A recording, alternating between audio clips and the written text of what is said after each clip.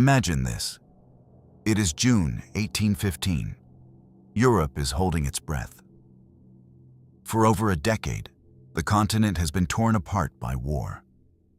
Napoleon Bonaparte, the most feared military commander the world had ever seen, is making his final move. At a field called Waterloo, in what is now Belgium, the fate of Europe is being decided by cannon fire, cavalry charges, and the courage of exhausted soldiers on both sides. Governments across Europe are terrified. Stock markets are frozen. Nobody knows who is going to win. A Napoleon victory would reshape the entire financial world. British bonds would collapse, French markets would surge.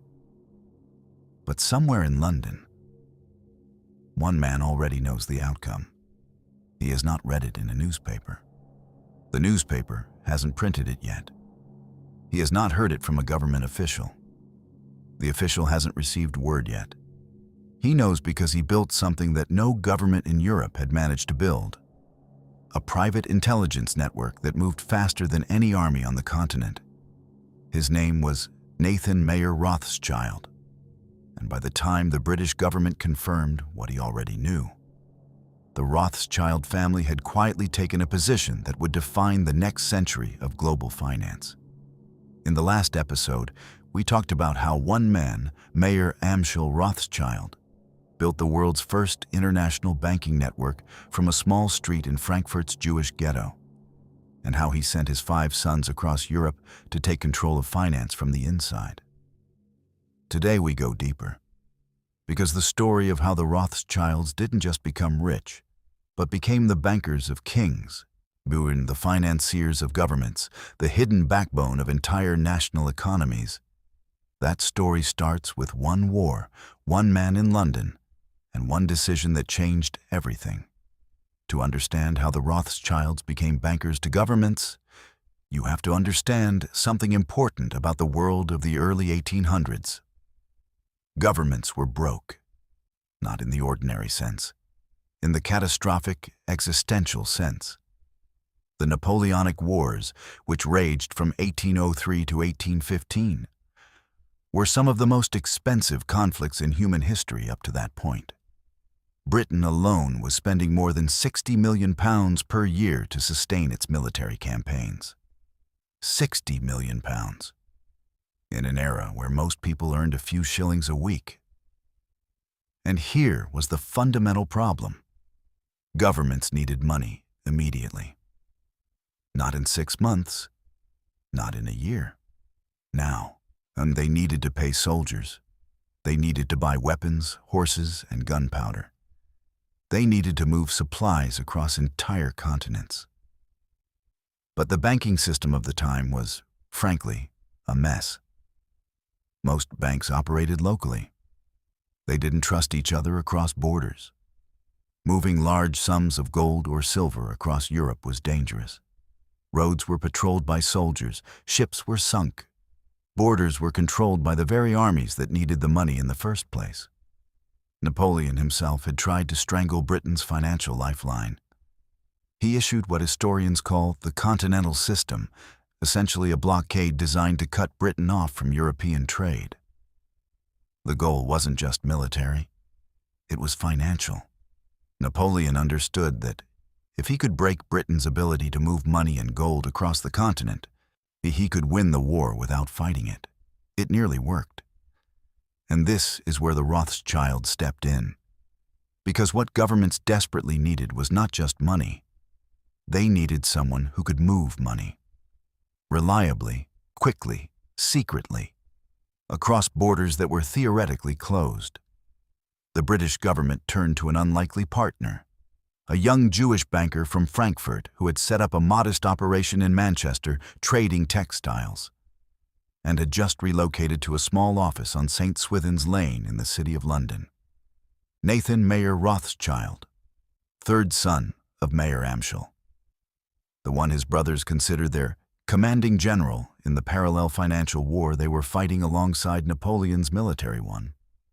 Nathan Mayer Rothschild was born in 1777 in Frankfurt's Jewish quarter. The same cramped, unwalled ghetto where his father had built the family's banking business from scratch. In 1798, at the age of just 21, he arrived in England. He started in Manchester, not London, not the glamorous financial center, but Manchester, dealing in textiles.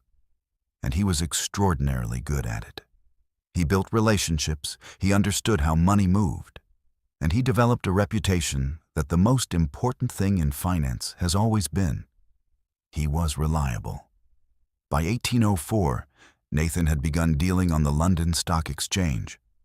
By 1810, he had formally established N.M. Rothschild, his London banking house, from a property near the Bank of England itself. The location was deliberate. Everything Nathan did was deliberate. His firm specialized in something that other banks of the time either couldn't or wouldn't do: moving gold and money across borders under extreme pressure in wartime conditions, with discretion and speed that no government institution could match. From 1811 onwards, Nathan entered negotiations with the British government's Commissary General, a man named John Charles Harries, to handle one of the most complex financial operations of the era: transferring money to pay the Duke of Wellington's troops as they fought across Portugal and Spain. Think about what this actually required. Wellington had tens of thousands of soldiers spread across the Iberian Peninsula. They needed to be paid, not in British pounds, but in local Spanish and Portuguese currency. The gold and silver had to be acquired, converted, or transported through a war zone and delivered to the right commanders at the right time. One mistake, one shipment lost, one convoy captured, and men didn't get paid. When soldiers don't get paid, armies fall apart. The British government had tried to do this itself. It had tried through other established London banks. Both had failed. Nathan Rothschild and his brothers did not fail. His brothers in Frankfurt, Vienna, Paris, and Naples began acquiring gold bullion and coin through a network of agents across the continent, sometimes smuggling it through Napoleon's blockade using false manifests and trusted couriers. Nathan would convert the funds in London, arrange shipment through ports like Dover, Calais, and Ostend, and ensure that Wellington's paymaster had what he needed when he needed it. And the British government was so impressed that a Rothschild courier wrote in a letter that Nathan had done remarkably well, and that success in this commission would lead to further and more important government work. That letter was essentially a prophecy, because that is exactly what happened. Nathan himself later described the Wellington Commission as, and I'm paraphrasing here, the best business he ever did. Not just because it was profitable, but because it built something money alone can't buy. Trust. Trust from the most powerful government in the world. Trust that the Rothschild network was not just a banking house. It was an institution, one that could be relied upon when the stakes were the highest they could possibly be. Now, here is where the story gets genuinely fascinating. When the Rothschilds' real advantage wasn't just their money, it was their information. In the early 1800s, information moved at the speed of a horse. A dispatch from Paris to London might take 3 or 4 days. From Vienna, perhaps a week. From the battlefield at Waterloo, God knows how long, depending on the weather, the roads, and whether the messenger survived the journey. The Rothschilds looked at this problem and did something that governments hadn't thought to do. They built their own private communication infrastructure. Let's break down what this actually looked like. First, dedicated courier routes. The brothers wrote to each other every single day. Not just business reports, detailed intelligence on what was happening in their cities. Market conditions, political rumors. Which minister was nervous? On which general had just arrived in town? They stationed shipping agents at the port towns of Dover, Calais, and Ostend, with fast light vessels permanently on standby, ready to cross the channel the moment important information arrived. And crucially, They used relay stations, fresh horses at every stop. When most people's letters took days to arrive, a Rothschild courier riding through the night with fresh horses at every waypoint could cut that time dramatically. Second, carrier pigeons. Yes, literally. Nathan Rothschild owned a farm in Kent, a place called Burmarsh Farm, where pigeons were almost certainly kept and trained. Years later, a family letter from Paris makes a direct reference to what it calls our feathered messengers being used to transmit prices across the channel. The Rothschild archive in London has confirmed that pigeon post was a real tool in the family's communication system throughout the period from roughly 1820 to 1850. Third, coded letters. This is perhaps the most remarkable part. The Rothschild brothers communicated in a language that almost no one else could read. Judendeutsch, German words written in Hebrew characters. This was the script they had learned in the Frankfurt ghetto. It wasn't technically a cipher, but in 19th century Europe, very few people outside their community could decipher it. But they went further. They developed actual codes, elaborate systems where whole sentences could be replaced with innocuous-sounding phrases. The Rothschild archive has found evidence of these codebooks. They run. One example from the Paris banking house shows that a message reading, "The bonds have already been sent to Alexandria," might actually mean, "The British government will persist despite opposition." One begins to wonder how many letters historians have read at face value that were actually carrying completely different meanings. The result of all this? The Rothschilds had a private intelligence network so effective that, according to historical records, foreign statesmen occasionally used the Rothschild courier system instead of their own government's postal service, because it was faster and more reliable. By 1850, when a man named Paul Julius Reuter was developing what would become the world's first modern newswire service, he didn't approach a government. He didn't approach the Bank of England. He walked to an office 2 minutes from Nathan's old headquarters on St. Swithin's Lane and pitched his telegraph service to N.M. Rothschild and Sons. They became among his earliest and most important clients. The Rothschilds hadn't just built a bank. They had built the world's first multinational information network. And now we come to the most debated episode in Rothschild history. The Battle of Waterloo, June 18th, 1815. The legend goes like this.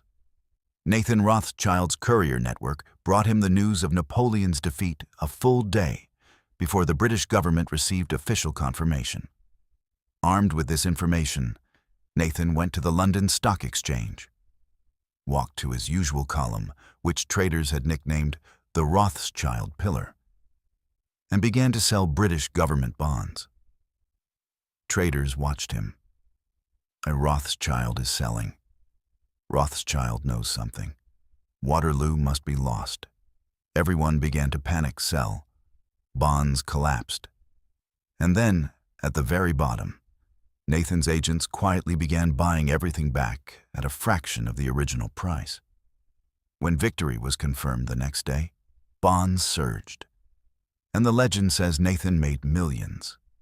Now, here is where we have to be honest with you. This is what separates a good investigative channel from a conspiracy channel. We deal in facts. Historians who have examined the actual Rothschild financial records, including researchers given access to the Rothschild archive itself, have concluded that while Nathan almost certainly did receive early news from Waterloo through his courier network, the dramatic pump and dump version of the story is largely a myth that grew in the retelling. The archive states directly, however much Nathan made from Waterloo, it was considerably less than £1 million, let alone the millions the legend claims. There is no definitive record of the precise transaction. The famous story of the selling strategy was written decades later, embellished by political writers with their own agendas, some of them openly anti-Semitic pamphlets from France in the 1840s that were trying to construct a narrative of Jewish financial domination. What is true is this: Nathan's communication network did receive news before the government. His position as the government's financial agent gave him enormous leverage in bond markets. And after Waterloo, the Rothschild family's wealth and influence grew dramatically. Not because of a single legendary trade, but because of their continued role as the primary financiers of European governments for the next 3 decades. The real story is actually more impressive than the myth. Because the myth suggests one clever trade, the reality was an entire system built over years that made the Rothschilds not just richer, but indispensable. When wealth and secrecy mix, stories grow larger than reality. But the reality here was already extraordinary. After Waterloo, something fundamental changed. Peace, for the Rothschilds, was not the end of opportunity. It was the beginning of a new one. Governments across Europe had borrowed enormous sums to fight their wars. Now they needed to manage that debt. They needed loans to stabilize their economies, to pay off obligations, to rebuild. And they needed someone they trusted to do it. And in 1818, just 3 years after Waterloo, Nathan Rothschild arranged a £5 million loan to the Prussian government, one of the largest single sovereign loans in European history to that point. The loan was issued in the form of bonds sold to investors, an innovation that shifted the entire model of government borrowing from personal deals with individual lenders to a public market instrument. By 1822, all 5 Rothschild brothers had been granted the title of Baron by the Austrian Emperor Francis I. An extraordinary honor for a Jewish family in an era when Jews across Europe were still legally restricted from most civic and professional life. In 1825, Nathan raised £2 million for the newly independent Empire of Brazil, helping stabilize a nation in its first years of existence. 1 year earlier, the Rothschilds had helped arrange the initial tranche of that same loan, quietly working behind the scenes to ensure a new country's sovereignty was financially viable. Also in 1825 and 1826, the Bank of England itself faced a liquidity crisis, a near collapse that would have sent shockwaves through the British economy. Nathan Rothschild's firm supplied enough gold coin to the Bank of England to avert the crisis entirely. The bank that was supposed to be the lender of last resort was itself saved by a private Jewish banker from Frankfurt. The Rothschilds saved the Bank of England. In France, after the chaotic revolutions and the fall of Napoleon, it was James de Rothschild, Nathan's youngest brother, operating out of Paris, who put together the loan packages to stabilize successive French governments. He helped finance King Louis XVIII after Napoleon's defeat. He financed King Louis Philippe after the 1830 Revolution. In recognition of his services, the French king elevated James to Grand Officer of the Legion of Honor. In 1832, Karl de Rothschild in Naples arranged a £400,000 loan to the Holy See, the Vatican itself. Pope Gregory XVI met personally with Karl to arrange the terms. Observers at the time were reportedly shocked that the most powerful religious institution in the world was conducting private financial business with a Jewish banker. From 1895 to 1907, the Rothschild network arranged loans worth the equivalent of over $15 billion in today's money to various European governments. And it didn't stop at government bonds. And railways, the most transformative technology of the 19th century, were financed in large part by the Rothschild family. James de Rothschild personally championed the development of France's northern railway network in the 1840s, transforming how people and goods moved across the country. The family financed rail projects across Austria, Belgium, and the German states. They financed the Suez Canal purchase, They helped fund Cecil Rhodes and the De Beers diamond mines in South Africa, becoming its largest shareholders. They acquired the struggling Rio Tinto copper mines in Spain in 1873 and turned them into one of the world's most profitable mining operations. By 1905, their interest in Rio Tinto alone was worth more than 30% of the entire company. Between the 1820s and the 1870s, the Rothschild family possessed what historians describe as the largest private fortune in the world. So let's step back and ask the real question. How does a family go from a single room in a Frankfurt ghetto to financing governments, saving central banks, funding revolutions, and laying railway tracks across an entire continent, all within 2 generations? The honest answer is not conspiracy. It is not sinister control of shadowy institutions. It is something simultaneously more mundane and more remarkable.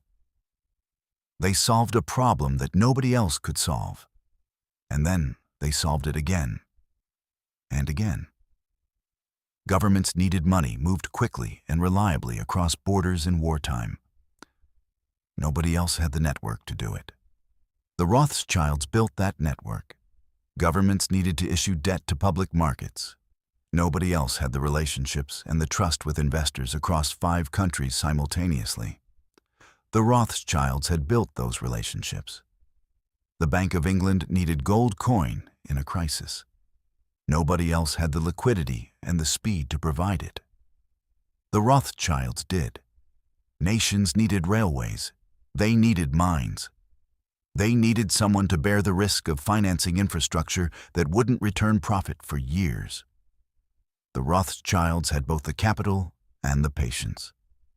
This is not the story of a family that seized power. It is the story of a family that made itself necessary. Now, here is where it gets complicated. Because the very fact that the Rothschilds were Jewish, operating in a Europe still deeply steeped in anti-Semitism, was still legally restricting Jewish life in most countries, made their success not just remarkable, but threatening to those who could not explain it through the lens of hard work, innovation, and family coordination. And so the myths began. The legends about Waterloo grew larger. Pamphlets appeared calling Nathan the King of the Jews. Political cartoons depicted the family as spiders at the center of a web controlling all governments. The more powerful they became, the more ferocious the accusations. And the more ferocious the accusations, the harder they became to separate from reality. By the late 1800s, the Rothschilds were no longer the single dominant force in global finance. New joint stock banks in Britain, France, Germany, and America were growing powerful enough to challenge their position. By the last quarter of the 19th century, as Britannica records, the Rothschild Group was no longer the world's #1 banking consortium. They had created the system that eventually made them less unique. The financial architecture they built, government bonds, international loans, currency transfers, railway financing, became the template for how all of modern banking works. They pioneered instruments and institutions that other banks then adopted at scale. So here is the question we want to leave you with. Did the Rothschild family build a private banking empire? Or did they build the foundations of the modern global financial system itself? And if the answer is the second, if the system we all live and operate inside today was shaped, designed, mixed, and pioneered by one family in one generation, what does that tell us about the relationship between private wealth and public power? That question, and its implications for the banking systems, the political institutions, and the global financial order we live in today, is what we'll be exploring in Part 3. If you want to follow where this story leads next, you know what to do. This is World Chat. Stay curious. We'll see you next time.